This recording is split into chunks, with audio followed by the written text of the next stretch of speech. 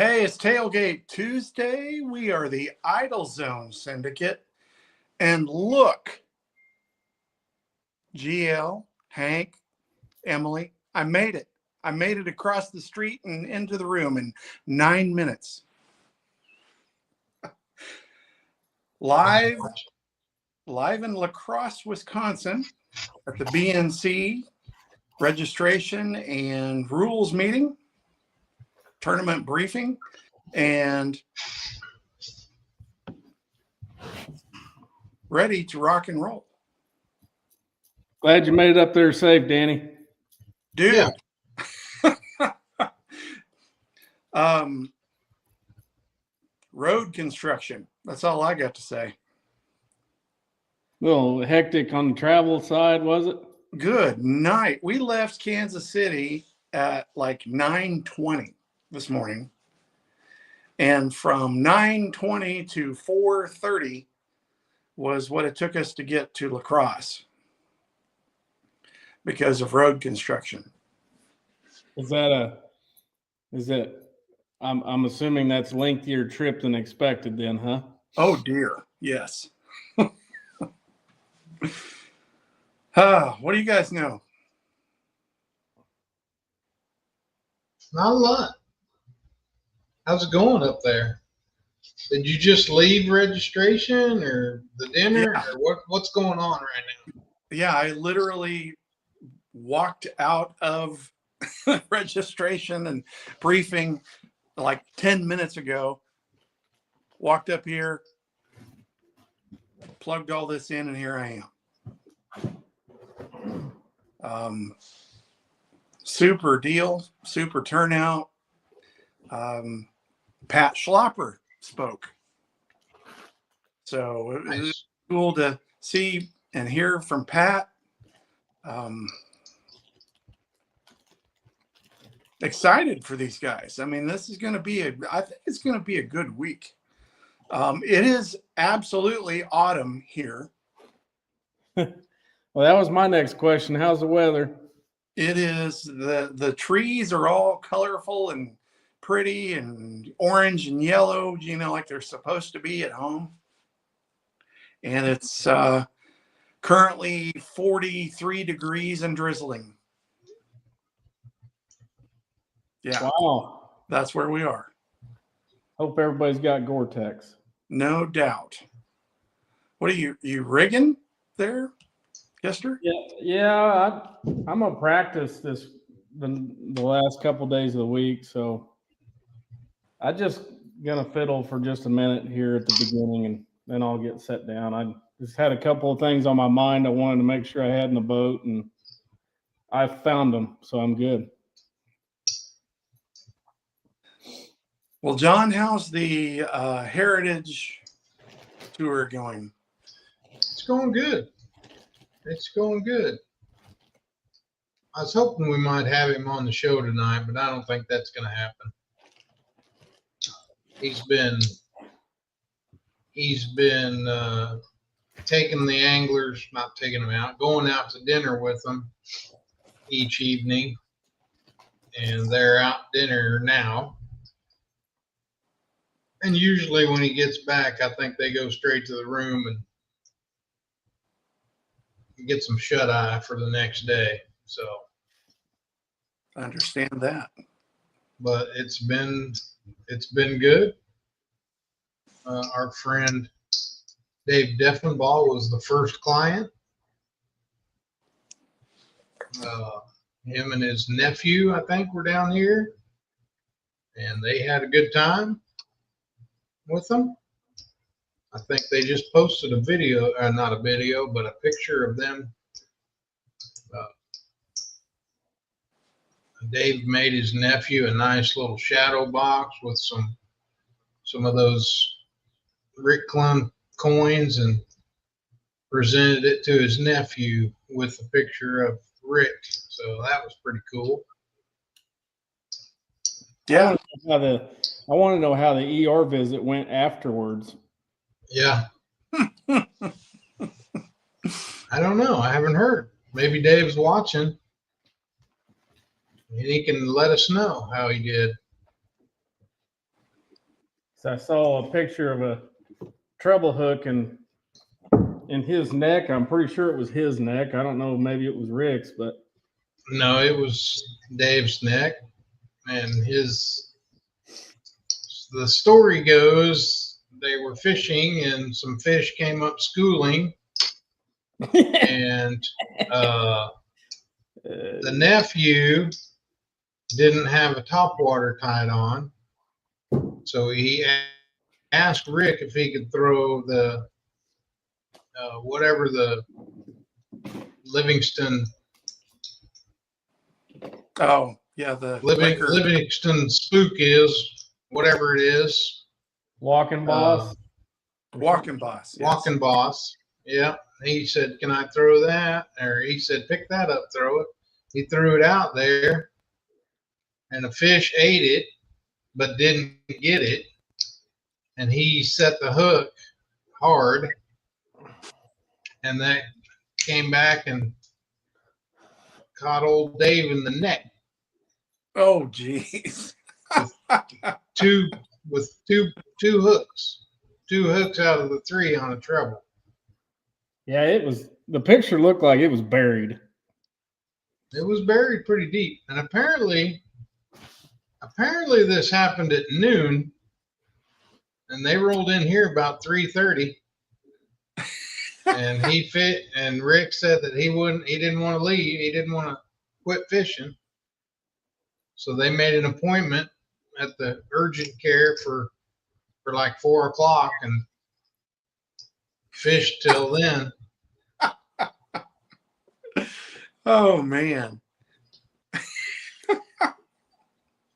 So Yeah. he's got the Walking Boss signed by Rick Clun. So he's got that along with the hooks that were in his neck, apparently. I would frame that along with the ER bill. Yeah. Well, it looked like both the 2 trebles that were in were both past the barb. Yeah, they were. Yeah, it was a nasty one. It was a real nasty one. Yep, they were.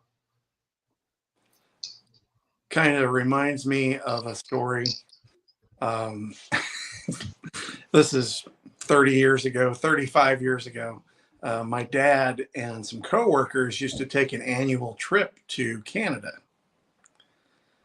And it was one of those deals where they all got off on Friday afternoon and we gathered up and left straight after work. So you're driving all night. Well, so this particular year, they drive all night to get to Manitoba. And that was back in the 55 speed limit, so it took a lot longer. But anyway, they drive all night. They haven't slept. They've worked all day. The first thing they want to do is get the boat and get in the water and go out and fish until it's too dark. Very first cast, my dad rears back with his spinning rod, and he's got a little George on it. Nice. And it went right between the eyes of the dude he's in the boat with. And that was their evening. First cast. Yeehaw. Yeehaw.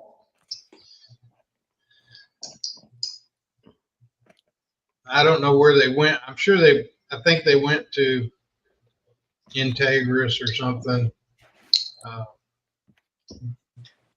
Back before there was urgent care, they used to have like a wall or something. I heard, this is what I heard At the at the hospital. Yeah. With everybody's lures that they've been cut out on the wall. And I believe there's a spook from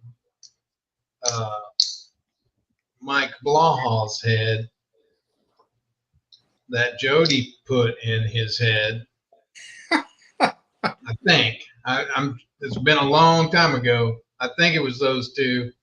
and I believe the spook went through his hat into his skull, so he couldn't get it out. Threw his hat into the skull, had to go to the hospital.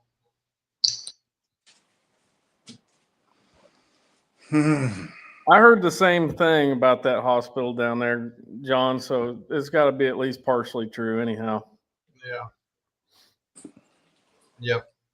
I would think that maybe I'd have a story similar to that since, I was a kid growing up. I was fishing out of a 16-foot Mod V with a 18-horse Evinrude on it, and there was 3 of us in the boat all the time. But truthfully, I don't have any of those I got a hook in me stories. I got a lot of others, but we were gunslingers too. I mean, a school of white bass come up busting shad on the surface in the middle of the lake. It was getting a rattle trap cast at it, So. Mm-hmm. Yep. Or a little George. Yep. You don't hear little George brought up very often in the forward-facing sonar game. I'm kind of surprised. I mean, it might be kind of a sleeper bait. I've got a ton of them too. Yeah. I could see that. Single little Colorado, and what'd they weigh? Like 3/4 of an ounce or something? I mean, Yeah. they're heavy. Basically just a big lead weight with a hook and a spinner on it. Yeah, it's a little tail spinner and a treble hook. I mean, look like a little baby shad. Oh, more viewer mail, or not mail, but delivery. Okay. And I didn't mean to cut into the little George discussion. Go ahead. Shout out to Devin Pino, who brought me this hat. That's outstanding. Yeah. Nice. It's like a mixture of Smokey the Bear and Sasquatch. Yeah, it's Squatchy from Eureka Springs. So good luck to Devin this week. And thank you for the Squatchy hat. Have you gotten a chance to talk to any of our guys that are up there, Danny? Are they catching them? It's about like normal. Some guys are on them and some guys are not, and they're all lying.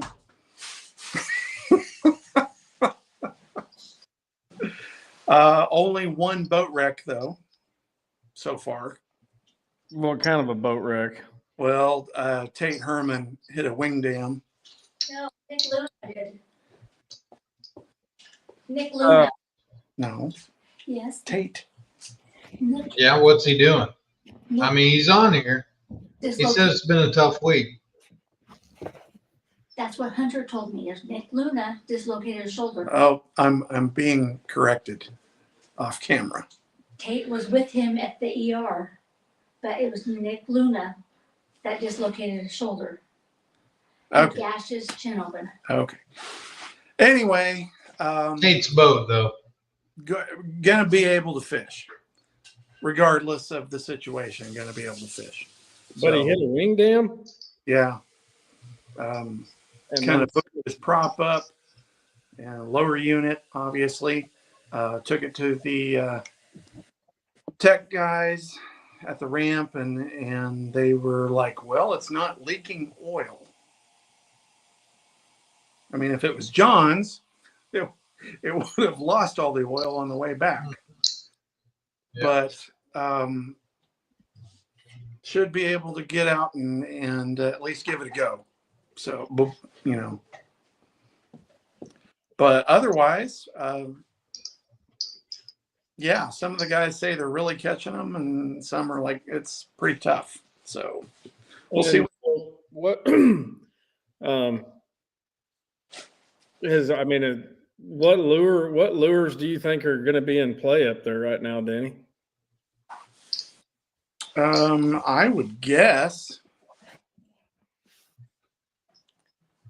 because I don't want to be specific, but I would guess square billing, and some chatterbait fish. A little bit of topwater too. Very cool. Yeah. I mean, I've never been up in that neck of the woods before, and I barely even know what a wing dam is. That's just my curiosity is just through the roof right now.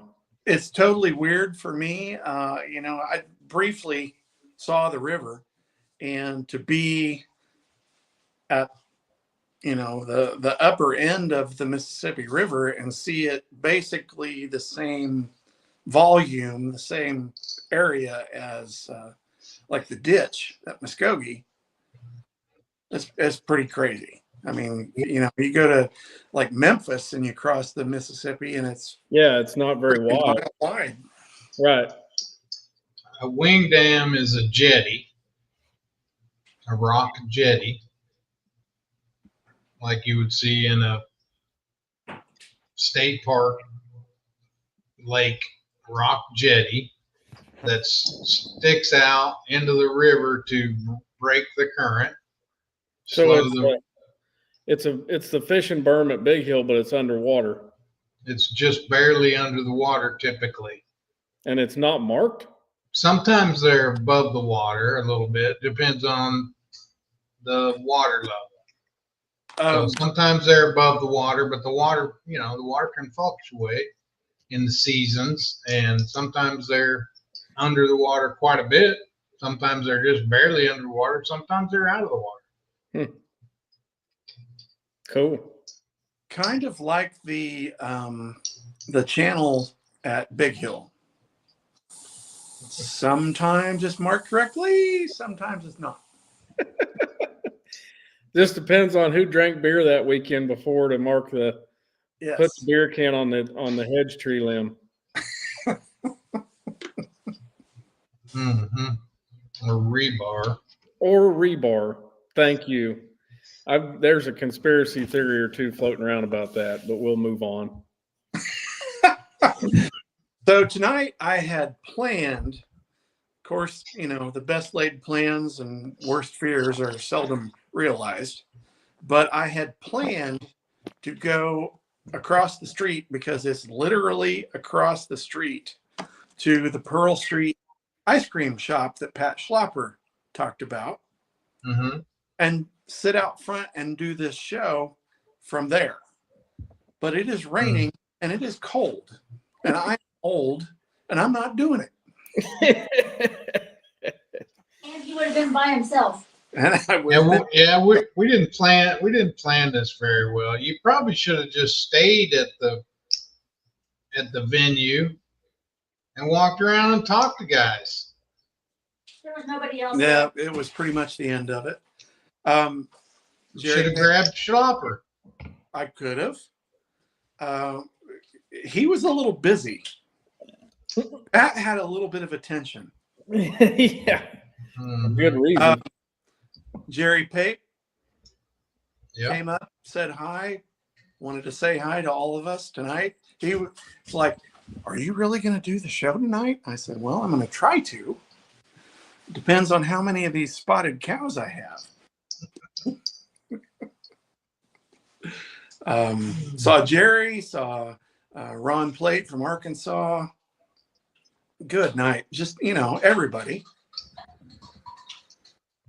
But there were some great mentions of past director Stewart in remarks this evening from Hank and Pat, and that was cool.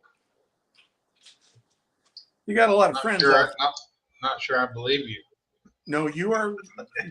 You should. You should, because it's the truth. I heard him. You got Hank on. Is he in this hotel? Go knock on his door. When I walked across the street a few minutes ago, those guys were all loading stuff up in one of the trucks to go back out to the ramp. So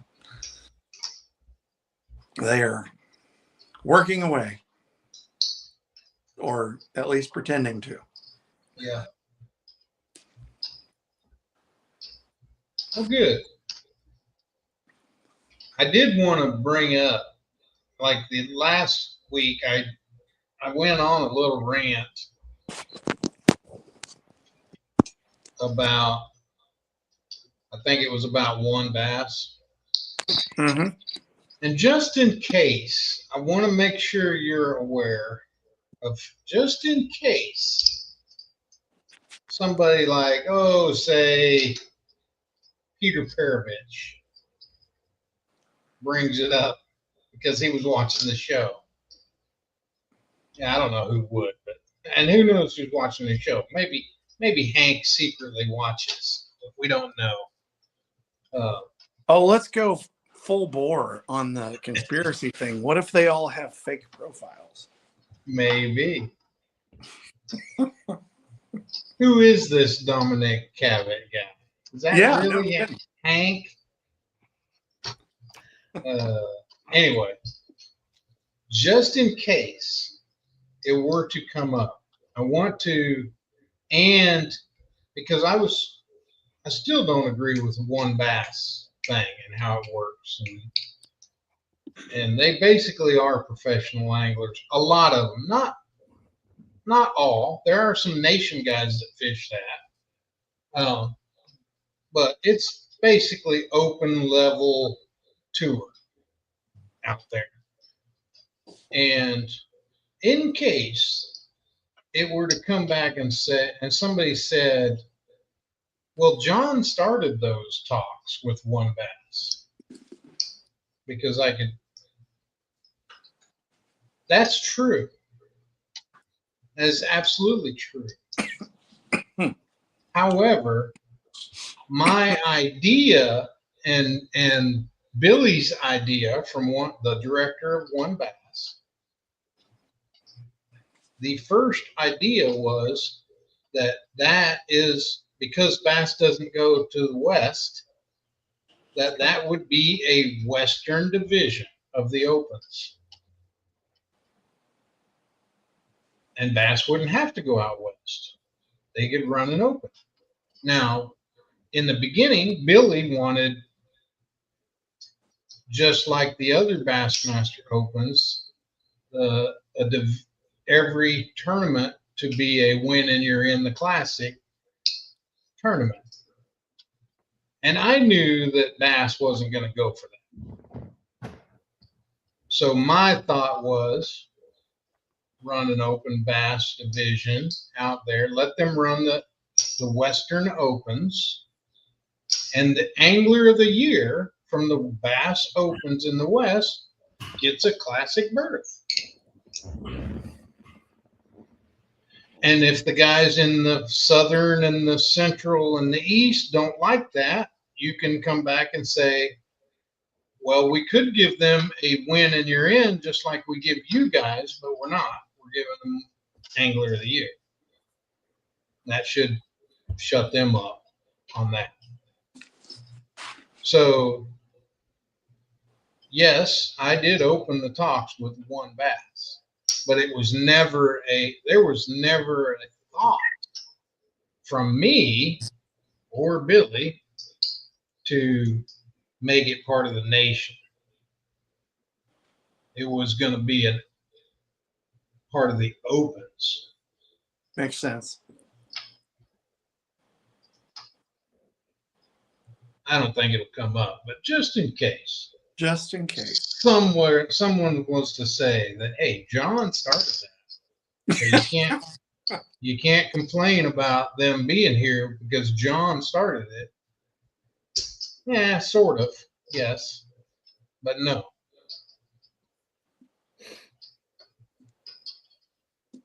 All good.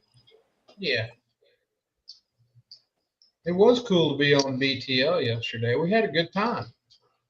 Got to be on there with Frank Scalish on day 4 on a Monday.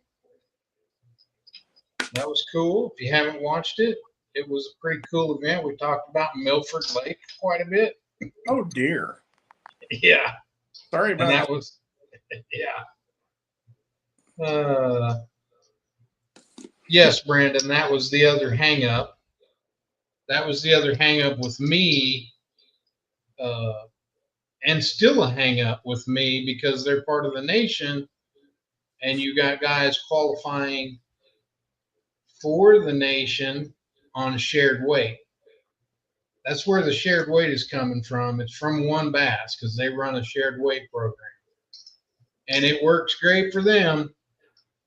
But I don't agree with it, and I never have because I feel like the classic should be. You should make the classic on your own merit, and I can't get over that. I can't get over that. You know, some co-angler may get you the fish that gets you in the classic or get you an opportunity to qualify for the classic. I Or agree vice- with Brent, or vice versa. Because yes, you could qualify for the nation championship as a co-angler based on and never catch a fish. From I don't know if One Bass, do they get a co-angler in the nation championship from out there? I don't know. If they do, a co-angler could qualify for the nation championship without ever catching a bass on the shared weight. Because you get credit for whatever your boater has. There are co-anglers that do well and get checks in One Bass and don't catch very many fish, if any.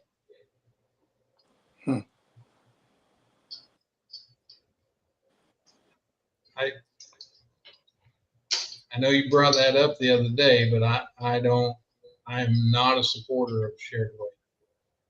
Yeah.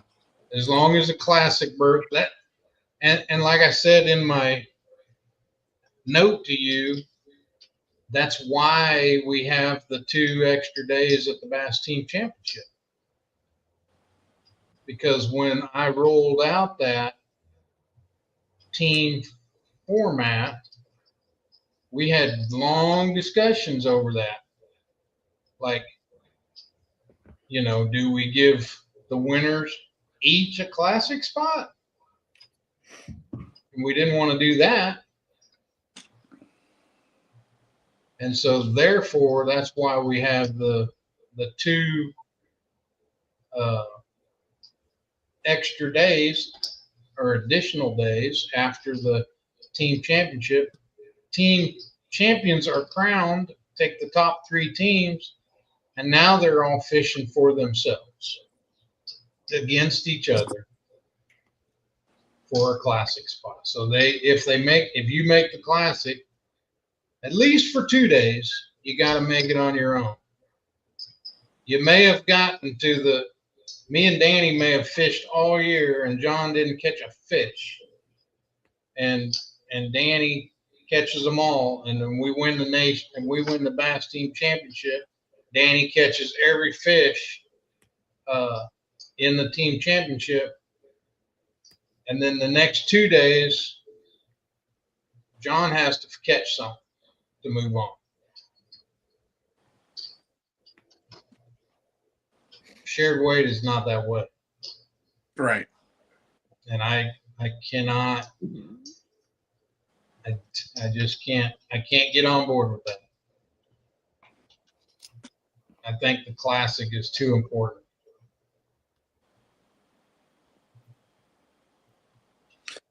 So switching gears a little bit and not at all to cut you off from that. But 2016, I did not know this. I learned this from Hank's speech this evening. 2016, the kid that won the BNC was the co-angler. Ryan Levine. Yeah, he was the co-angler champion and became Yes. a boater for the final day Correct. and won the BNC. Yes. Wow. That was the first year of the co-anglers, because all year long I caught all kinds of hell for there being co-anglers now in the championship. And that's when we came up with we had to come up with a way to make it appealing to be a co-angler, so we didn't lose all the co-anglers in the whole country. So we came up with the rule that if you qualify as a co-angler for the nation championship and you win the co-angler side, you would now fish the final day as a boater with the weight that you had. We didn't zero the weights, but that's also why the co-anglers are 5 fish and the boaters are 5 fish in the championship. All the other, the regionals, the whatever else, most states do co-anglers 3, but the regionals are 3 and 2 and 5. That is also why it's 5 and 5. So the co-angler would be his best 5 against the boater's best 5.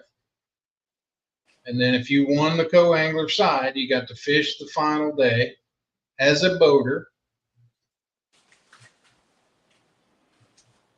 And you could win the whole thing. Cool.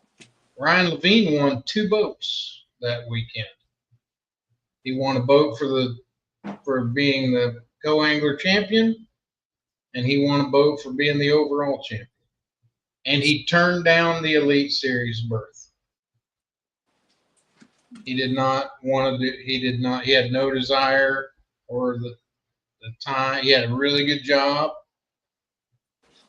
Working I think he worked in the oil fields or something. I don't know what his job was, but it was a really good one. And he didn't want to. He's a good fisherman. Don't get me wrong. He had been on the Louisiana state team multiple times on the boater side and usually finished towards the top. But that particular year, he finished far enough down on the Louisiana qualifier that he was a non-boater. He brought his boat. That's how confident he was. He brought his boat to the championship and got to fish out of his own boat once he made the final day. But he did win, yes. Cool. And that was the first year. I mean, it couldn't have worked out any better, because all year long I'm preaching that, hey, a co-angler can win this thing. Did I believe it? Not completely. It's one of those things. It's kind of hard. It's difficult. Mm-hmm. It's never been done since. But we've had some close people since. I wasn't 100% confident that it would ever happen. But when it happened the first year, couldn't have worked out any better. I'm like, see, I told you. No Told doubt. you it could happen. And then the next year, so that same year, I'm drawing a blank on the guy's name. But that same year, there was another co-angler that finished. His weight would have been like 3rd place. Like Ryan Levine won the co-angler side, but his weight was 2nd place overall over everybody fishing. And then the guy right behind him on the co-angler side also was in like the top 5. but did not get to fish the final day because that rule wasn't in place. Hmm. So that's why there's always a reason why there's a rule.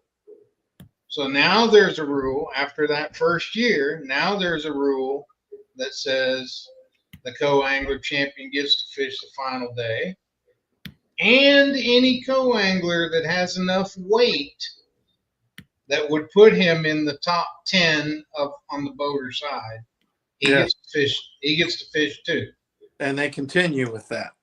Yeah, It's still that way. and that has happened. I believe.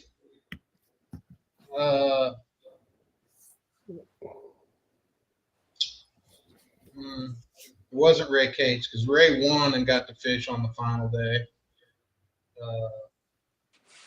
There was somebody else that finished one other year. There was another co-angler that finished with enough weight and to be in the top 10 of the boaters and got to fish. So there was like 12 people fishing. And the top boater from every, I don't know if they still do this, probably don't with the new system, but back when we still had divisions, the top boater from each division got in the final day. So there was about 12 to 15 boats in the final day every year. Now this year, I think since they've gone to the big championship, I think it's just the top 10 or whatever the cut is, and the co-angler, and any co-angler that's in the top 10. But yeah, Brian Levine. That is so cool. I honestly did not realize that. I should have known that, but I didn't realize that till this evening. Yeah, it's pretty cool. I believe that was on Conroe.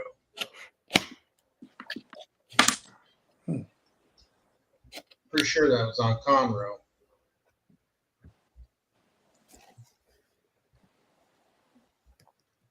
Iki, you seem perplexed. I don't know hardly any of the ins and outs of some of the stuff you guys are talking about. So Yeah, Jerry, you must have just tuned in. I mentioned that he won 2 boats.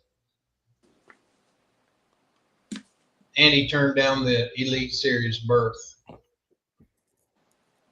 Trying to think who went in his place. I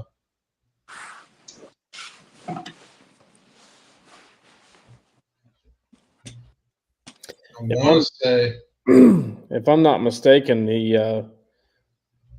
if I remember correctly, the results whenever this tournament kicks off, there'll be a boater total weight, there'll be a co-angler total weight, and then there's going to be an overall total weight, right? So it's easy to figure out if you're going to make it or not to the final day. Or am I completely wrong? I thought they had they intermingle the weights in a third and on the overall standings or whatever. that was you're thinking about the divisions. Like, I don't know if they do that. I don't think they do that anymore. Oh, okay. I don't know how they would. I don't know how they would do that. Oh, Might. Sorry. I did misspeak the other day when I said that they cut to 20 on the third day. They cut to 40.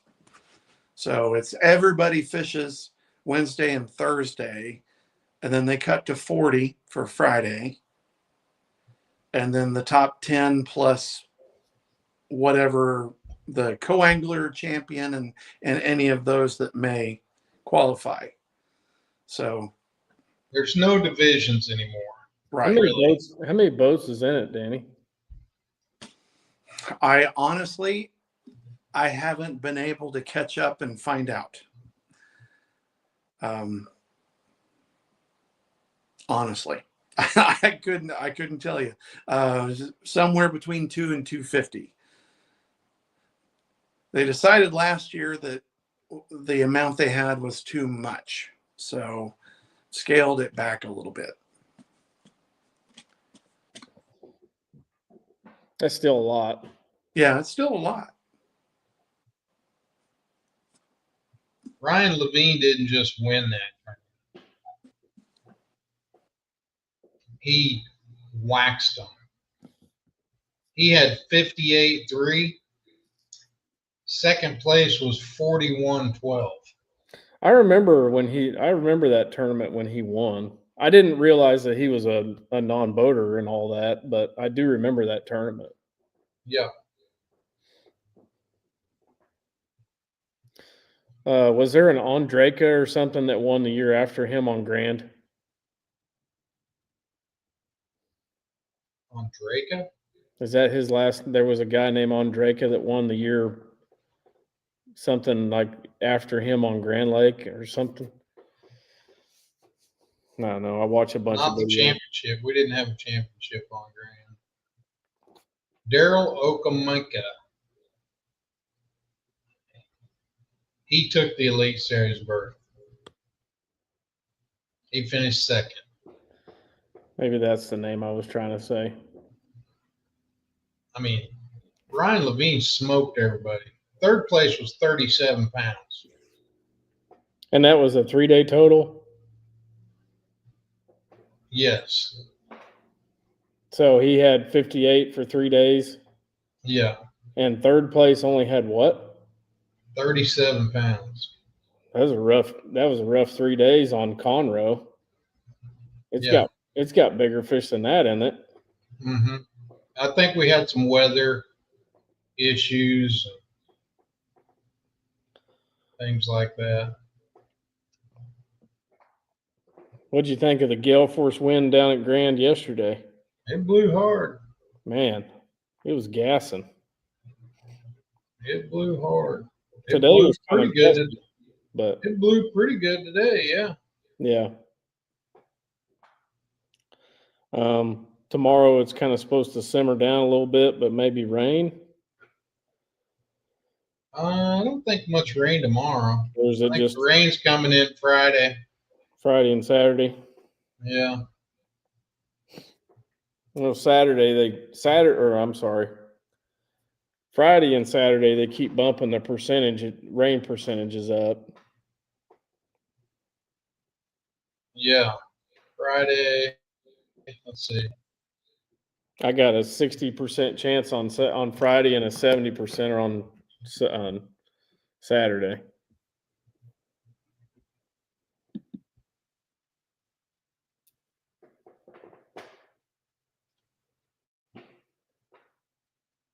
Where'd Danny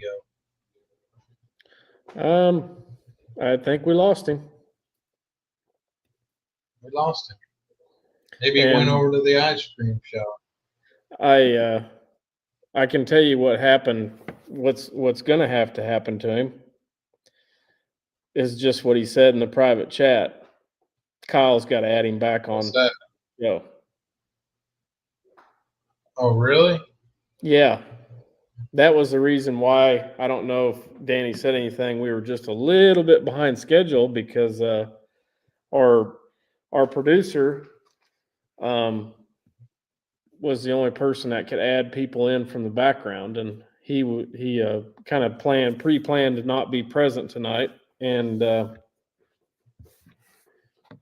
I will send him a message here and see if he can add Danny back in. 94% chance on Friday and 85% chance on Saturday. 48% chance on Sunday. That's good because my co-angler Sunday is, I'm not sure. He may have one of them Kyle Keister rain suits. Or did you get a new one? It's supposed to be here Wednesday. No, that's good. Good timing. Yeah, I won't forget that trip this spring. You know, the issue with that all is it's one of those deals that you're confident in your gear until it starts raining as soon as you step out of the truck and doesn't quit until you get back in the truck, you know. So it's definitely it tested the old 10-year-old 100-mile-an-hour gear. that day. Yeah. Are we still talking about rain gear? I'm getting a new set on Wednesday. The UPS tracking shows it on scheduled delivery Wednesday.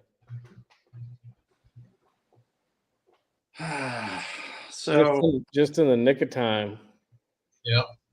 you know, I've spent a week going, should I take my rain gear for weigh-in? You know, Always take your rain gear. if I need to help somebody or something, should I Did you take it? it? No. So then drove, 3 hours in rain. Always take your rain gear Always take your rain gear. to a tournament, no matter what. Thank you, Mr. Crank. Since I don't have my laptop with me, I couldn't do that. His car must not be far from wherever he's at. So he's running to the car. Maybe he took it with him now.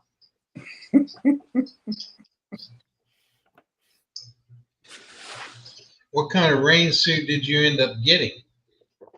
We're all anxious. Pins and needles. Here. I bought the Cabela's guide wear. It'll be all right. Yeah, I think it'll be fine. We'll see how long it lasts. I mean, the Bass Pro 100-mile-an-hour gear lasted me 10 years. I can't say anything bad about it. Nothing. Yeah. Cold, wet, everything in between. I mean, it was well worth the money. And honestly, I found that suit in the catalog outlet, and just got lucky. It was in the right sizes and bought them both on the same day. And so, anyways, I mean, I had some Cabela stuff in the past, some before they merged with Bass Pro, and I still wear a pair of one of the original pairs of guide wear bibs at work when I get out in the weather. They don't look as nice as they used to by any means, but they've actually held up. So we'll see how it goes. Very good. I am going to get me an AFCO Reaper hoodie. I'm sold on those. And I'm going to buy a new pair of those gloves they came out with. I honestly, the breakwater gloves that they came out with this last winter, I was pretty disappointed in those. I've had 6 or 7 pair of different gloves, and I used to duck hunt when I was younger and wear neoprene, and I think neoprene is probably the best, but for comfortability and being able to hold a reel and actually fish with neoprene gloves is nearly impossible. I was kind of assuming that AFCO had the deal figured out with the breakwater gloves, but after about 3 hours of fishing in the rain, my hands were soaked. And they were brand new when I put them on. I'm going to give them another $40 and buy another pair of the new ones when they come out. And if they don't work, I'm calling AFCO. Yeah. I mean, you did put them on the right hands, right? I think so. And, inside out? You didn't put them on inside out, did you? At the beginning, I was like, what's with all the hype? These gloves are like a cotton ear glove with some pucky on the palms. And my fingers got cold fairly quick. So I did the old hand warmer trick where I put the hand warmer on the top of my hands inside the glove and my fingers, and I fished with them. But as soon as it come time to when it really started raining crazy hard, I dipped my hand in the live well to make a coal, and the next thing you know, I took the gloves off and wrung water out of them. That's how wet they were, and ended up just literally throwing them on the bottom of the boat. I haven't had them out in that kind of weather yet, so I don't know. And you know how bad the weather was that day, John. I mean, it was miserable. Yeah. And there was a bunch of guys that weigh in that day that were out of their rain suits because they were that wet. And there was a whole bunch of guys cussing different makes of rain suits, whole bunch. But there was a couple of guys that weren't. And I can tell you that the guys that were wearing the Sims were bone dry, and the guys that were wearing the new guide wear from Bass Pro were dry.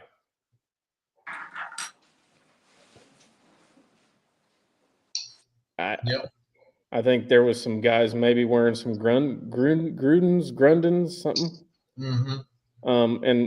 But you're really not testing your rain gear properly if it's the first time you've wore it in a rainstorm. Well, I stayed dry. Well, okay, congratulations. It lasted one rainstorm. Yeah. And you got to wear them correctly.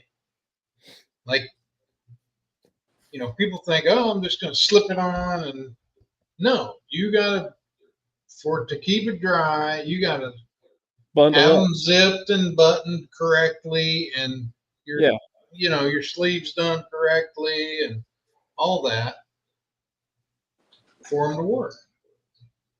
Any brand. I mean, I have Sims, and I'm on my second Sims. I had my first one for 15 years or 10 or 15 years, and I bought another pair. When I win this Costa tournament this weekend, Brandon, I think I'm going to buy me another set. Just so you know. When you win the Costa. Yeah. Wouldn't that be nice? Sweet. That would be nice. So coming up this weekend at Grand, we've got the Costa. Is that just Saturday? Sunday. Sunday. Oh, it's Sunday. They have a check-in and a dinner and get some swag at the Saturday at the regatta, and then the tournament is Sunday.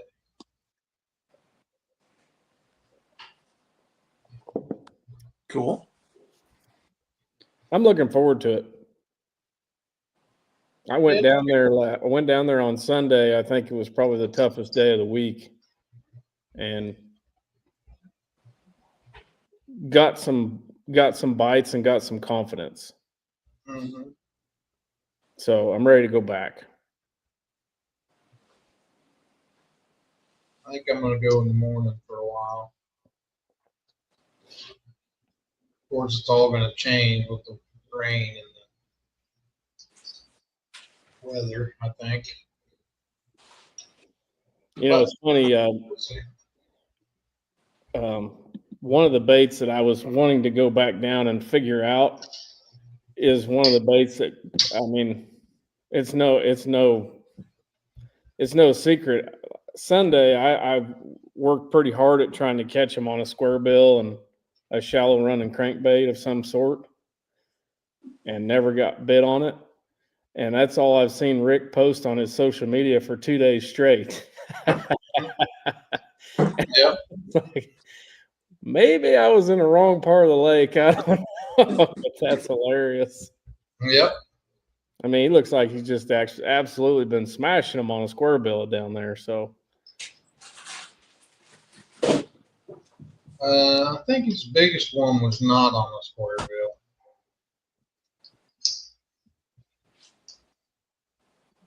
No. In fact, I know it wasn't.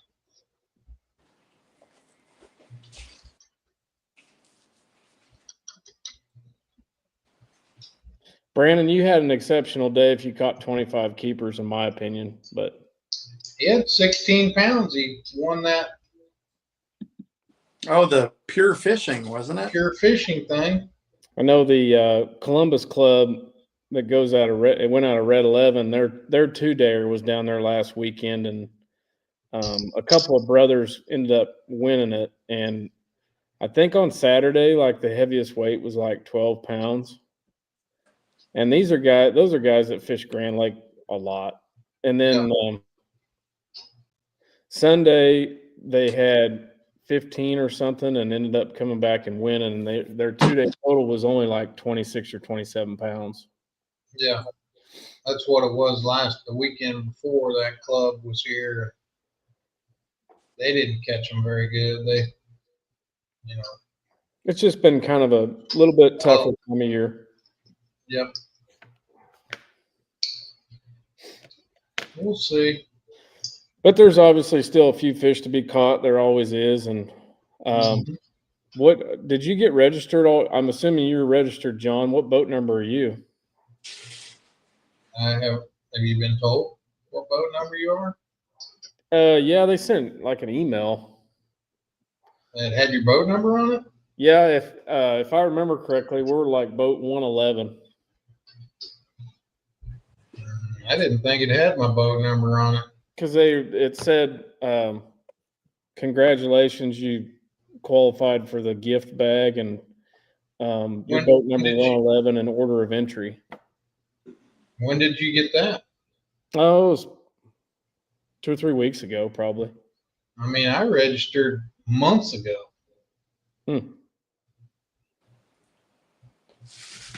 I know I think what I saw, I don't know if this is correct or not, is that they quit taking entries like on the 19th or something. Which I don't know. I guess they don't take entries the night before.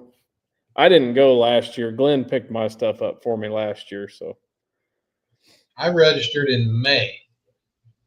I'd maybe check your email or something. Where does it say? I'm looking at an email that says, thank you for registering for the. Just kind of keep scrolling. And maybe you'll see it. I saw it and I was looking on my phone, so. Oh, here we go. No.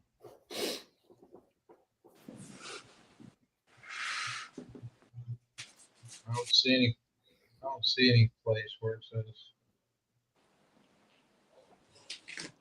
I know Orrin Hardesty was on Facebook he said something about the Costa Derby, and I was giving him a hard time. Said, Orrin, they don't allow any pro fishermen to get in the tournament.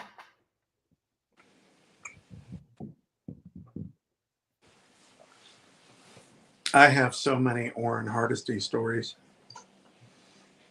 He's a Grand Laker full time now. Yes, indeed.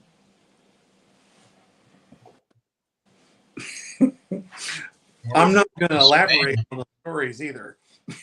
I was kind of wondering if you were going to or not. Nope. Nope.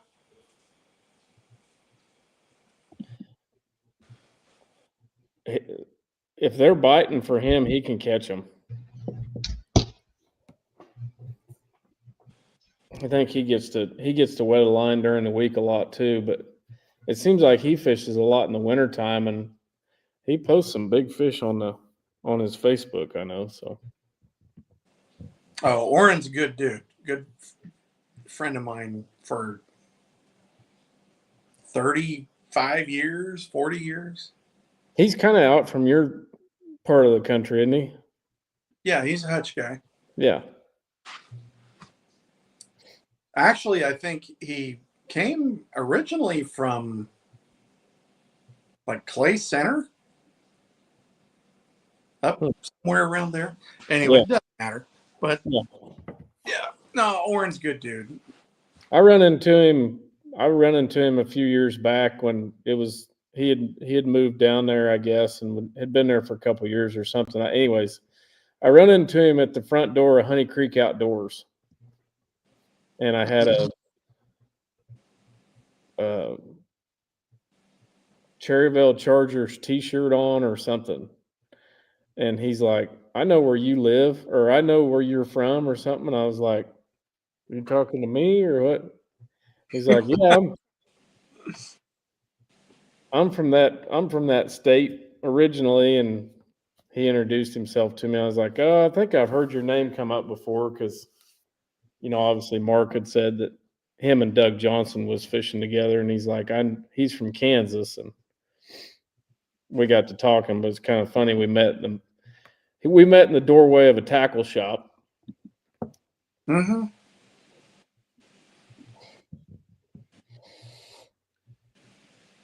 Interesting brotherhood this sport has. Yes.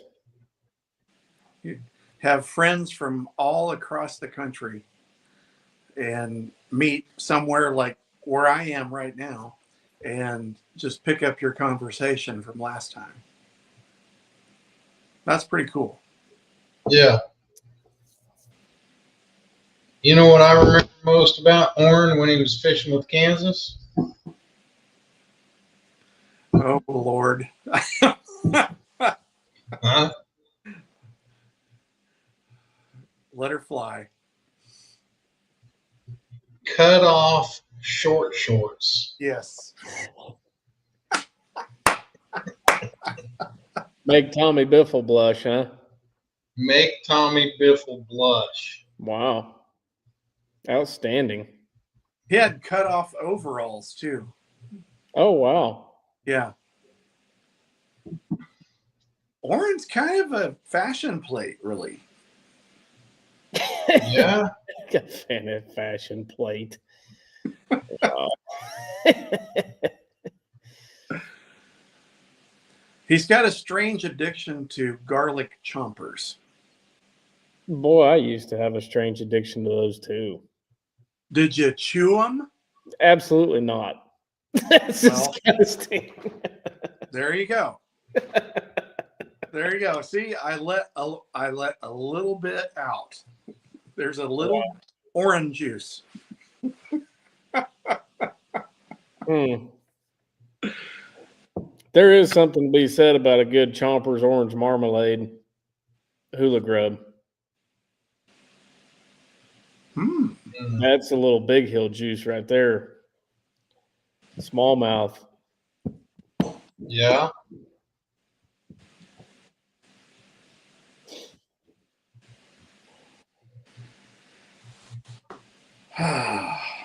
Yep. So after this weekend in the Costa, then what's coming up? AIA 2-day.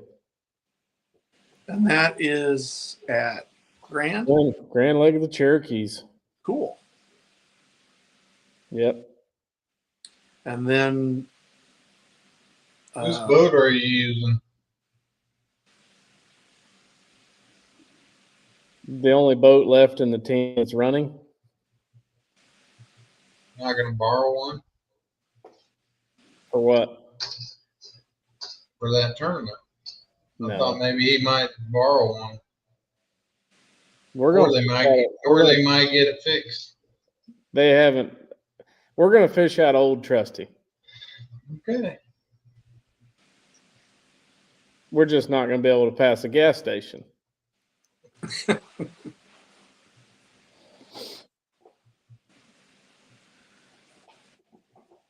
And then the Toyota Series Championship.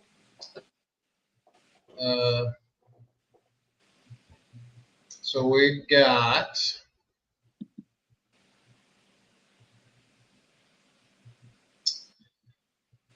let's see, where are we? We got this weekend. No.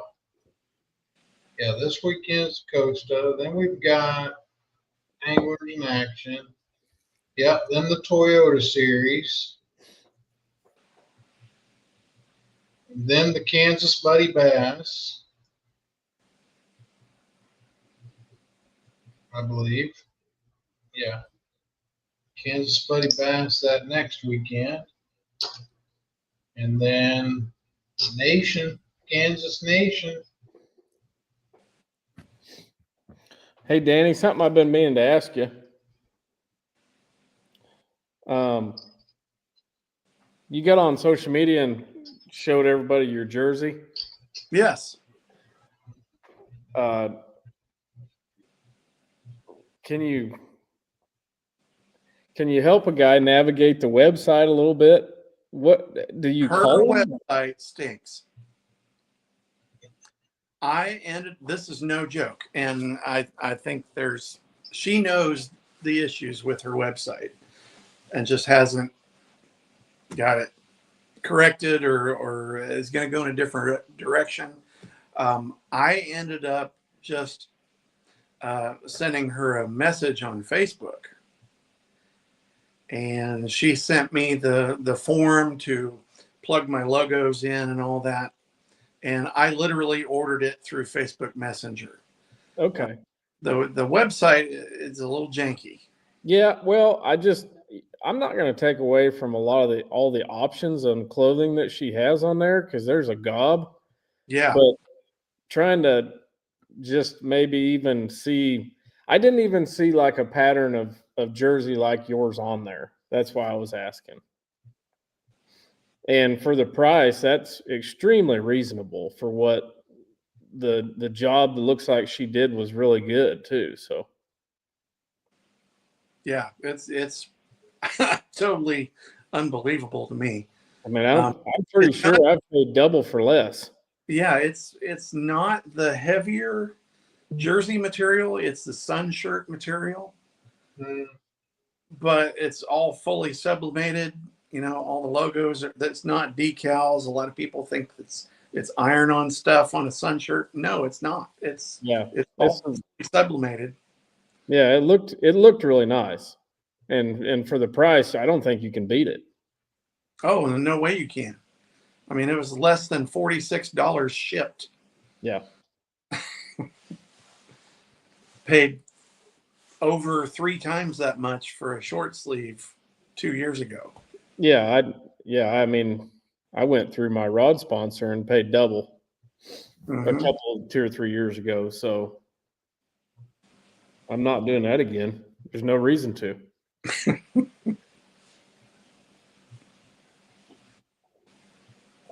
And the coolest thing about Trisha, she's a fisherman too. She fishes Travis's lady bass anglers, and she fishes like some his and hers type stuff. Oh, I just thought of this. I'll be right back. Now he's going to leave.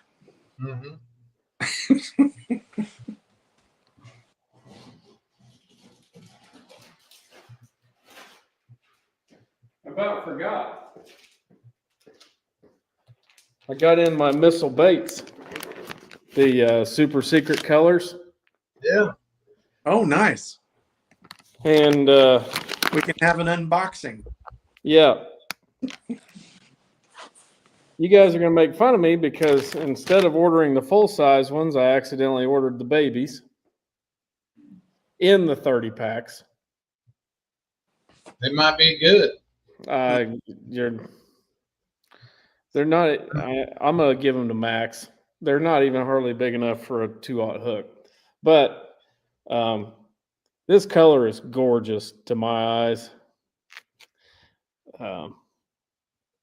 Oh, nice red color. That's the coolest red shad I've ever seen. That's this is the Zematoma red. You wanted the best. You got the best. The hottest color in the world. Red shad. I've never seen a blue that color before. Me neither. So I did get a 30-pack of each, but instead of getting the full size, I got the babies. It's so daggum disappointed. They're gonna catch fish. Yeah. But they're really cool to have. They're very cool to have.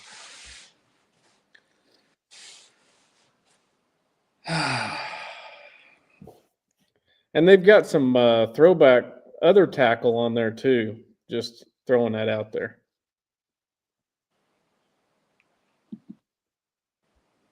Nice, nice Ace Frehley there. Yeah. You wanted the best. You got the best. Yeah. I'm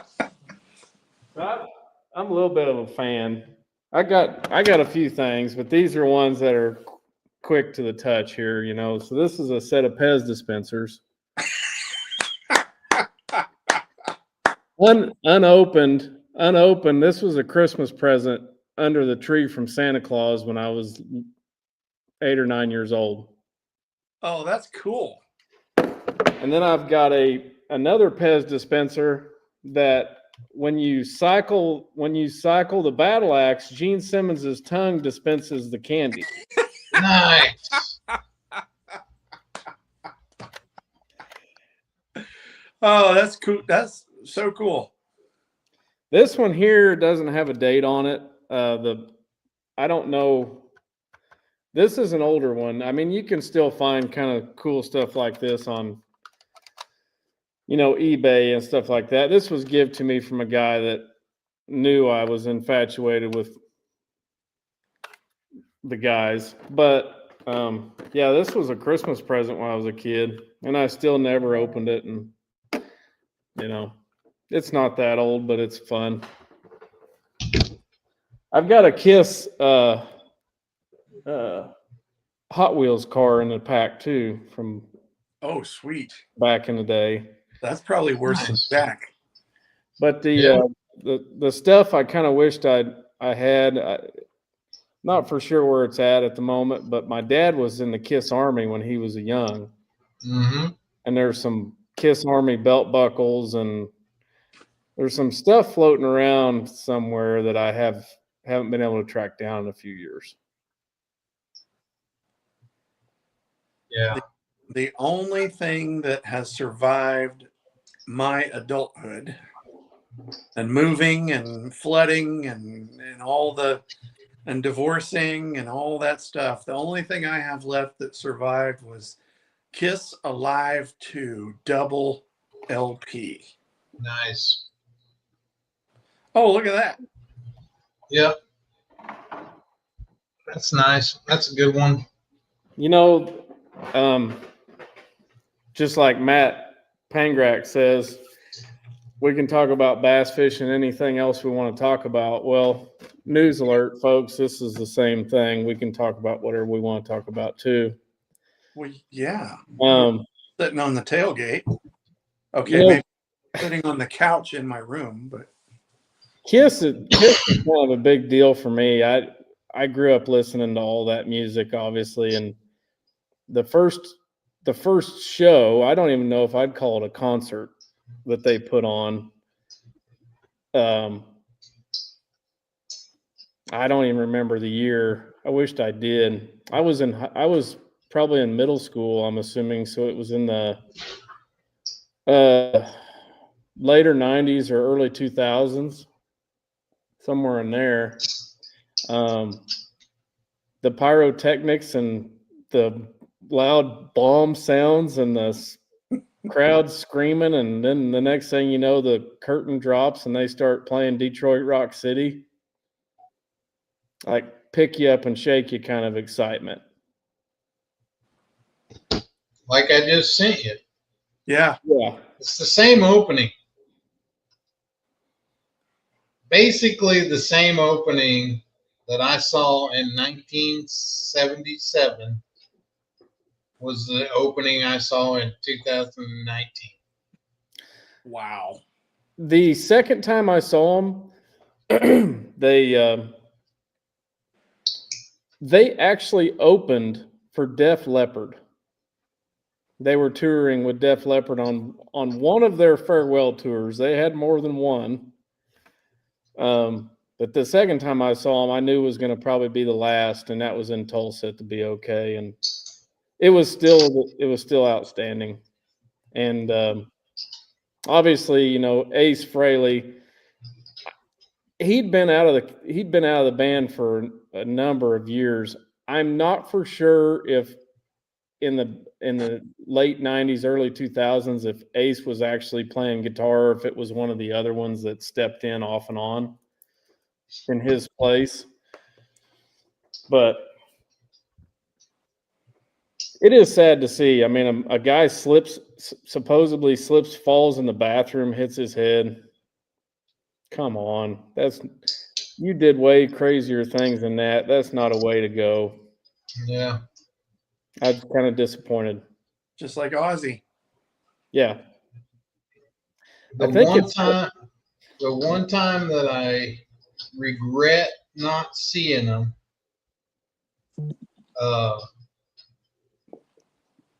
we did the one and only time that Bass went to Canada for a regional. And we went to Simcoe. And it was a nightmare getting in and out. Pee Wee had to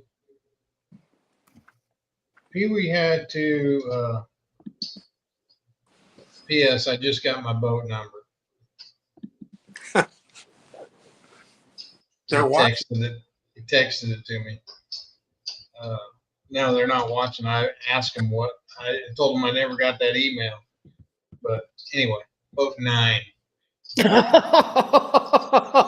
Holy Toledo. Well done. Anyway, we had a divisional on Simcoe, and Pee Wee, in order to go, we had to do all the paperwork, customs paperwork ahead of time. And in order to cross the border, Pee Wee had to inventory the bass trailer. And when I say inventory, he had to write down every single tool, nut, bolt that was on that trailer. Had to be on a piece of paper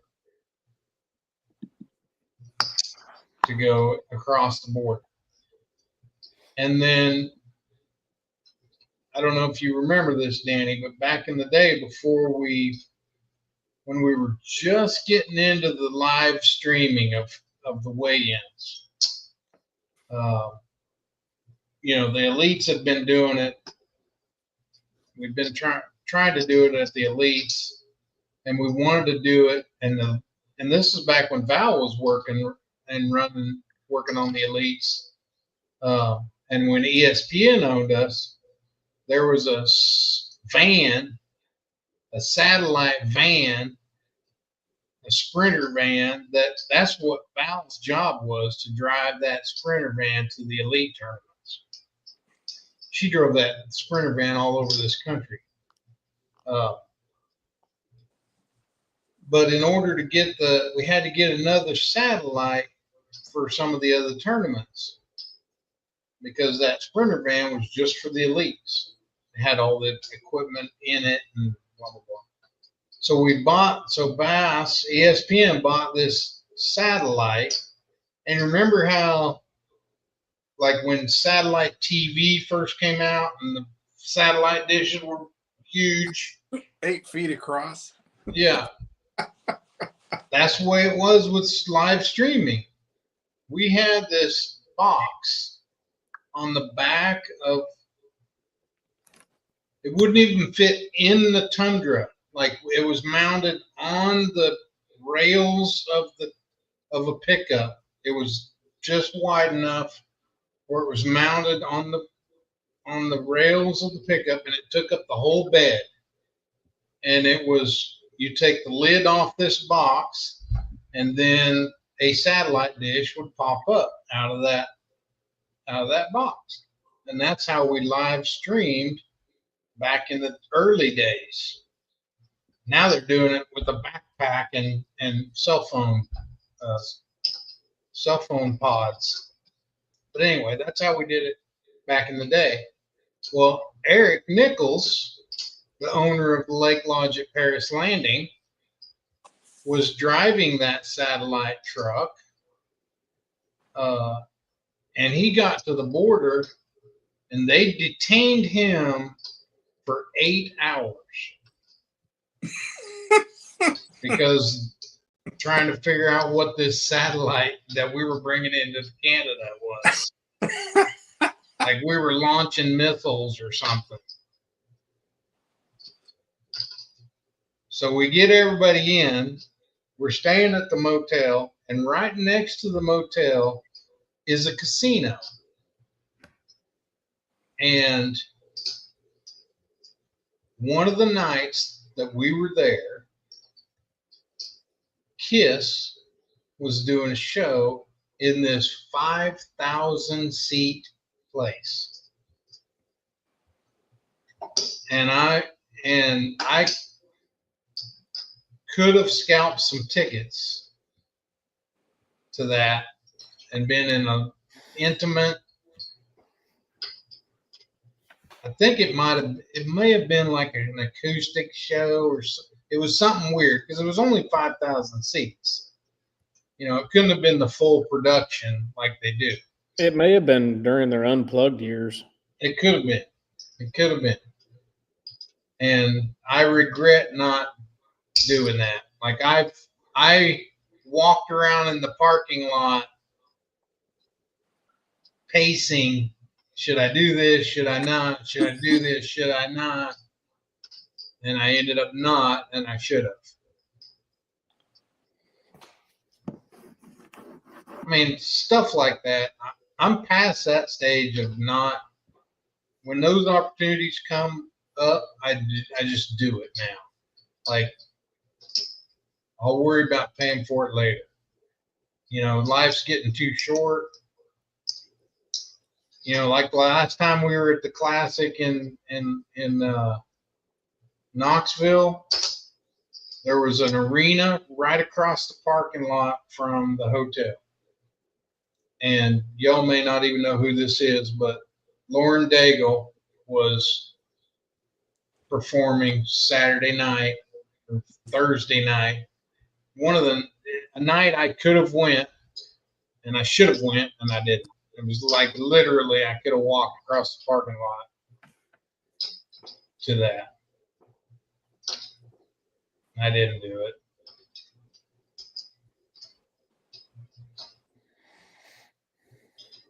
Woulda, coulda, shoulda. Yeah. But I'm glad I went, and I took Val to that last Kiss concert. Like, she'd never seen Kiss before. It was a lot of fun. I mean, it's 2019. The great thing about Kiss was it's 2019. We're walking in there, and there are people my age, older people than me, people Kyle's age, 10-year-old kids with their grandpa.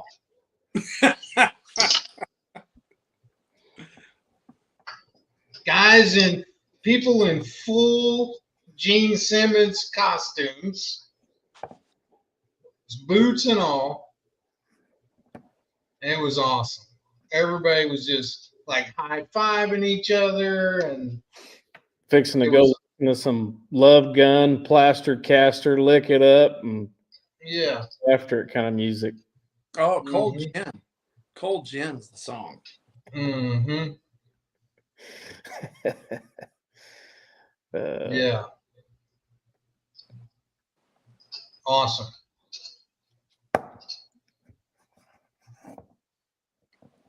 Wow.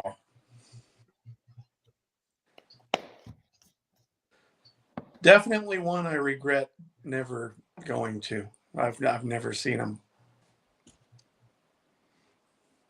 Now, the first time I saw him, I was 10 or 11 or 12. And my best friend in the world, was a year younger than me. And somehow, I mean, shows you the times. Somehow our parents were okay with his 18-year-old sister taking us to Wichita to a Kiss concert in Henry Love Arena, and we're sitting at the top of we were in nosebleed sections. We were in the top of that thing, and I remember a bag of something going by. And, I'm 10 or 11, 12. And his sister's like, just pass it on, pass it on, pass it on.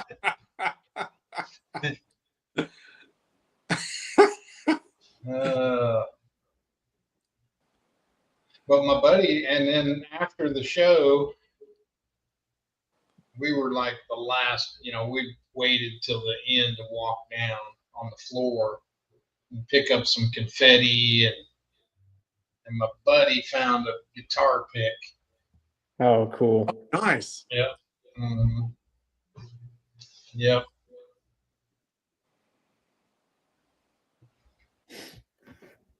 Those were good times. Yep.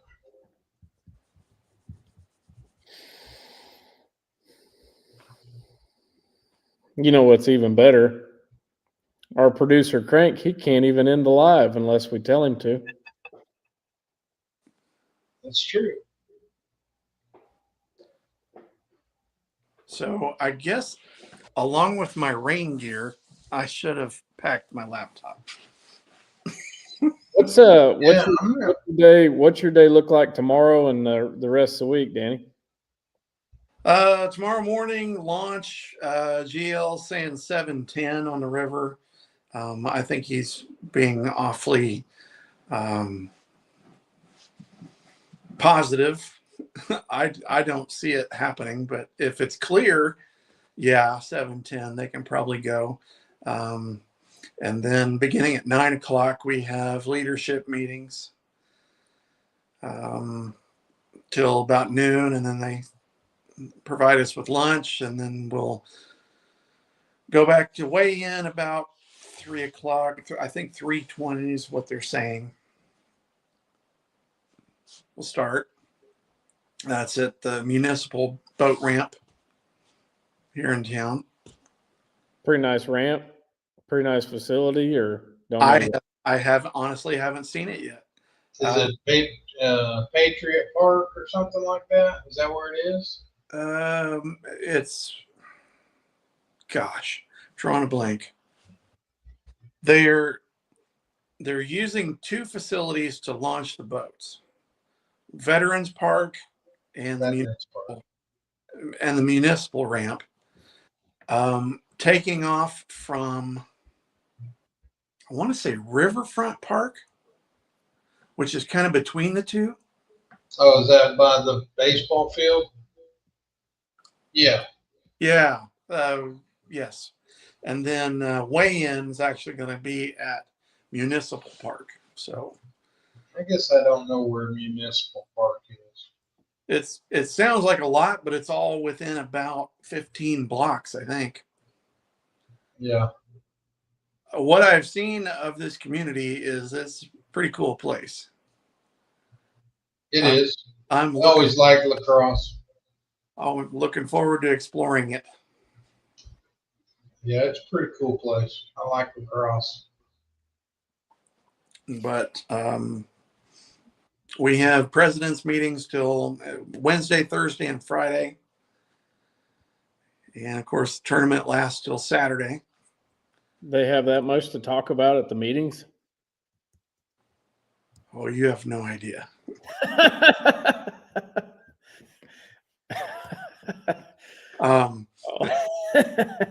So let me get my direction right. That guy up there, he used to put those meetings on, so he knows what there is to talk about.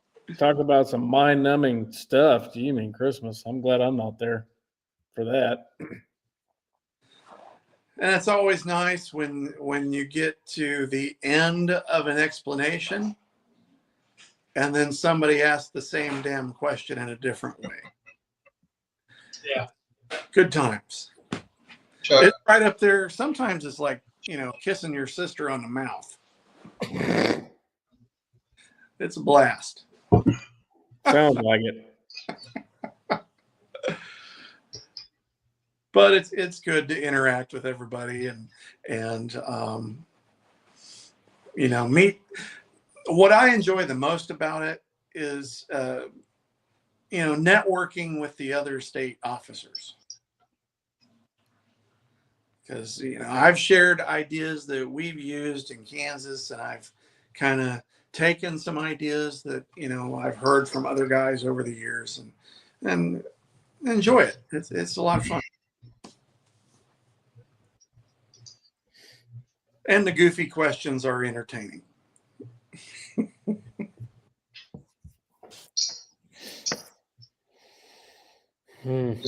Residents this year, right? The YDs or somewhere else some other time. Don't they go to the high school thing now or something? Well, yeah, they did do that this year. Yeah. At the high school championship, they had the youth directors meetings. So, Which makes sense to me. yeah. True enough. Well, Crank thought he'd be back by 8:30.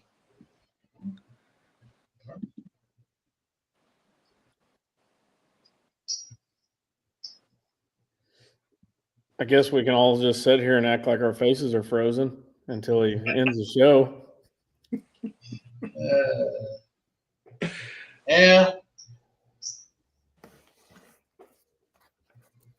I don't have a whole lot else to say other than I'm excited to get back down to Grand and maybe try to expand on what I think maybe got something figured out, on Sunday. We're actually going to have a little bit of time to practice this week and then a little bit of time to practice next week. So be nice to get something nailed down. Uh-oh. Danny's phone died? Nope. You just sitting in the dark? There he is. I was What hotel are you in? Looks nice. The Pearl Street Hotel or the Pearl Hotel. I'm not sure what the name is. Nice place. Looks nice behind you.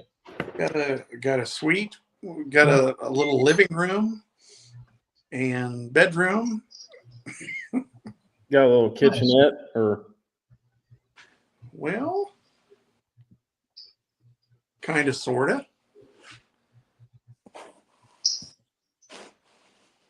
Jeremiah Shaver having a party? Probably. Yeah. Wish I was there for that. He puts on some pretty good ones. Well, I'm not one of the cool kids, so I didn't get invited. For what?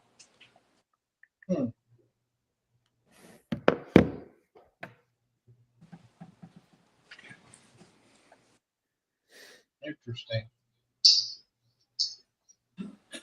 We are all so talkative. I text Crank and said we were getting close.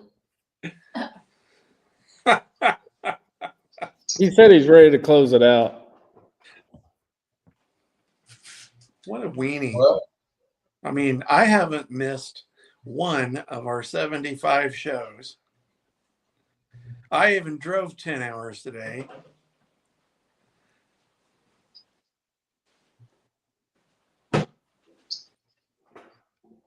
Just saying.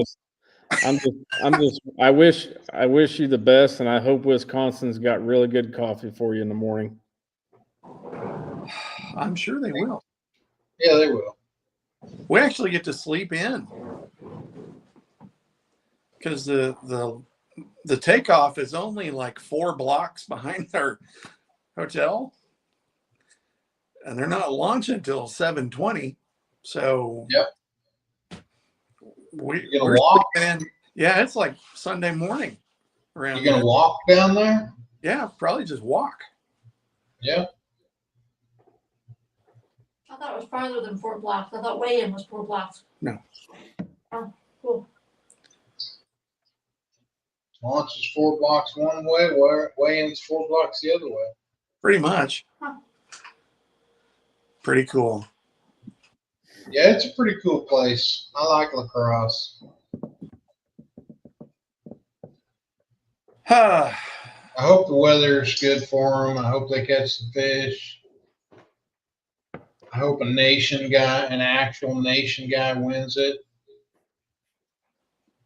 Just my 2 cents. Duly noted.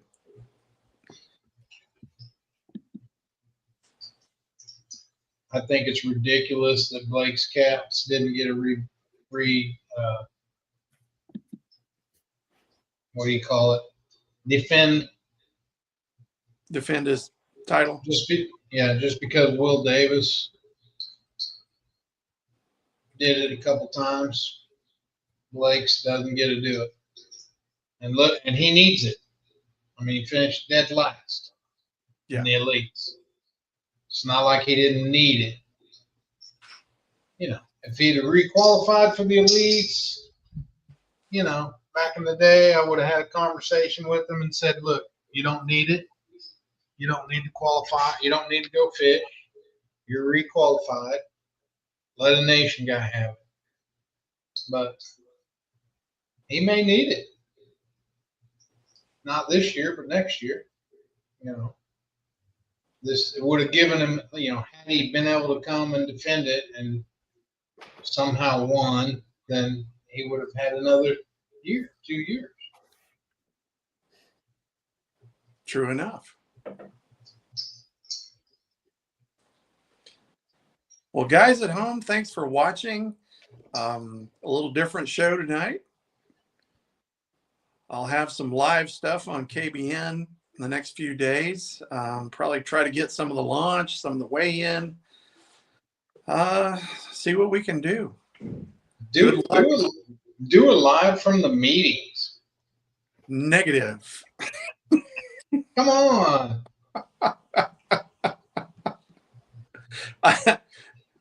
Maybe. Just raise your hand and say, is it all right if the Idle Zone Syndicate goes live with these meetings?